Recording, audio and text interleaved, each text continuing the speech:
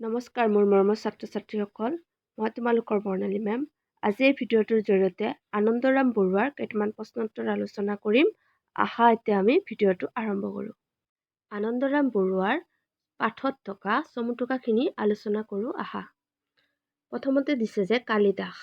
কালিদাস আছিল এজন ধ্ৰুপদী সংস্কৃত ৰচয়িতা, যাক সংস্কৃত ভাষাৰ শ্ৰেষ্ঠ কবি বুলিও গণ্য কৰা হয়। তেওঁৰ জীৱনকাল সম্বন্ধে অধিকাংশ তথ্যই অজ্ঞাত, মাত্ৰ তেওঁৰ কাব্য আৰু নাট্যৰ পৰা সামান্য তেওঁৰ বিষয়ে জ্ঞাত। ভৱভূতি অষ্টম শতিকাৰ আদি ভাগৰ এজন ভাৰতীয় সংস্কৃত নাট্যকাৰ আছিল। তেওঁ উত্তৰ ৰামচৰিত, মালতী মাধৱ আৰু মহাবীৰ চৰিত আদি নাটৰ ৰচনা কৰিছিল। বিশ্বনাৰায়ণ শাস্ত্ৰী। তেওঁ আছিল একাধাৰে ৰাজনীতিক, পণ্ডিত, প্ৰশাসক, শিক্ষাবিদ আদি। তেওঁ সংস্কৃতত উপন্যাস লিখা আধুনিক অসমৰ একমাত্ৰ ঔপন্যাসিক। পুৰুষোত্তম বিদ্যাবাগীশ। তেওঁ এজন প্ৰসিদ্ধ সংস্কৃত পণ্ডিত আছিল।